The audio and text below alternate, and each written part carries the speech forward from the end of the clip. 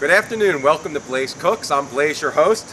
But today we're going to do beef brisket in the Texas barbecue style. Now, beef brisket is a very tough cut of meat. There's not a lot of fat to it, but it has a ton of flavor. And you know from my other videos that I'm into meat with a ton of flavor.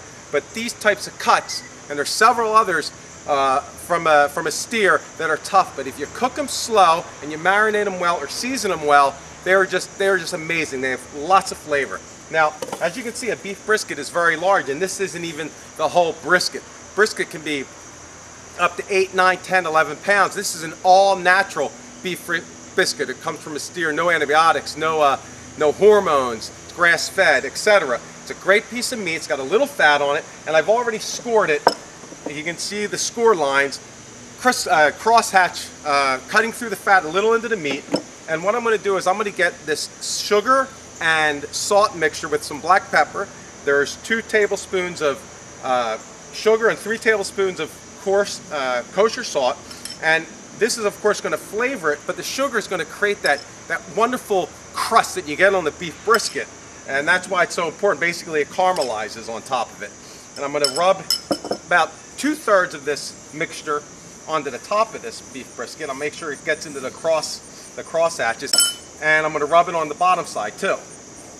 So as you can see, it just coats it nicely. Try to rub it in. It gets a little wet from the meat. And we have our grill here. I'm using Kingsford charcoal briskets. They burn hotter and they stay hot longer than hardwood charcoal. I know a lot of people are fans of that, and I've used that too. But for something where I need maybe 5-6 hours of good heat coming from this charcoal, I had to go with something like a briquette. Now, this technique I'm using here comes right from Cooks Illustrated. Basically, I want heat for a long time, but I don't want all these coals to be hot right away, because then it's too hot and it does too much damage to the outer surface of the brisket. Basically, it scorches it with the inside not getting that long, slow heat that you want. So basically, it might be hard for you to see, but I have a pile of briquettes here, about 3 quarts, nice and gray, ready to go. And then I have unburned briquettes here. I'm going to put this pile on top of this, and as the top cooks the brisket, it also heats up the briquettes below it and slowly ignites those. So by the time these start finishing, giving off most of their heat, the ones below it pick up where they left off. So I'm just going to get the shovel and I'm going to pile it up on top of the unburned briquettes. Now, as you can see, I banked all the coals up against this side of the grill, because another thing you want to do is you want to make sure that there's no heat really pounding underneath the brisket, because again, it's slow and low, and you really don't want direct heat on that brisket because it will just burn the outer surface and make it really, really tough. Before we put that on there though, I just noticed I got to smoke this too. We're going to barbecue this brisket, but we're also going to smoke it as well. Not in the smoker, but right in the grill. Now, this is hickory. Neighbor's got a hickory tray, cut off a branch, and I soaked the wood. This has been soaked for about 2 days. You don't need to soak it that long, but you know, the longer the better. And you just, whoa, and you just want to put these, you know, sort of baseball-sized pieces right on top of the briskets. So we're just going to face the foil away, and now we're just going to wait. And in about 3 hours, I'm going to come out here and I'm going to flip. Actually, you know what? I made a mistake. I got to do fat side down first. How about that? See? There's always something that is easy to forget. Let's see, fat side down. Not much fat, but let's see. Here we go. There we go. Lay that down like that. Fat side down. After 3 hours, we're going to flip that. And cover it with the grill. Excuse me. And what you want to do is have the bottom vents open halfway and have the top vents over the meat. So you have the fire here hitting those hickory chunks, which are wet, and it's just going to start smoking. That smoke's going to travel over that meat and out. And as you can see, you got the smoke there. A lot of that's from the briquettes right now. In about, I don't know, 20 minutes, it's just going to look like a chimney in winter. And then we just wait. It's been 3 hours, and you can see it's still smoking. I put a thermometer in there. The temperature is about 3 1/4. It actually dropped to 300 and then came back up. I guess some other briquettes ignited.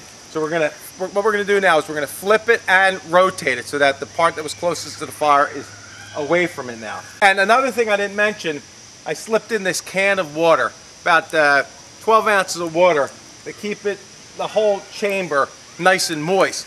And we're going to put the grate back on. Better watch out. And then I'm going to flip the meat. And like I said, flip it and rotate it. Let's see if I can keep the shield intact. Let's see, flip and rotate.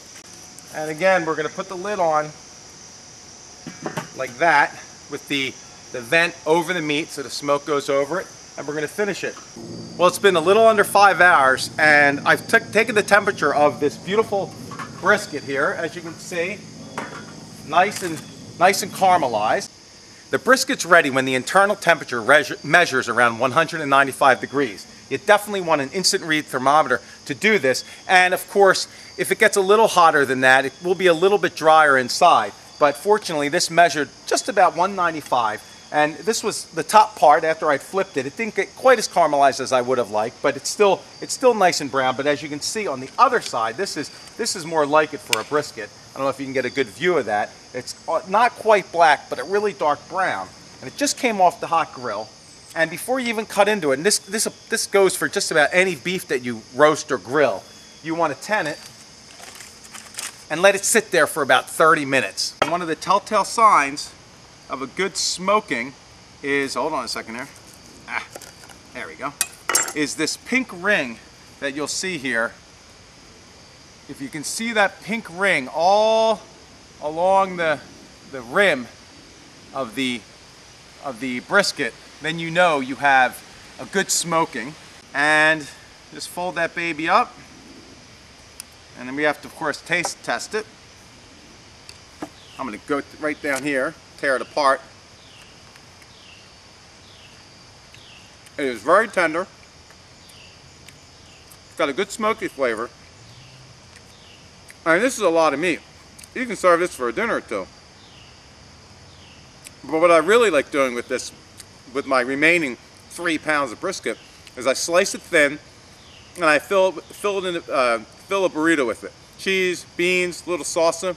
This, cook it in the oven, roast, grill it, fry it, broil it, microwave it, however you whip together your burritos. And just the fat from the cheese and the little sauce in there makes this even more tender, and it really is the best beef and bean burrito you'll ever have. You can call it your Texas beef barbecue beef and bean burrito. Anyway, give it a shot. Don't be afraid to try smoking. And once you have this kind of beef brisket, you'll never knock it again. See you next time.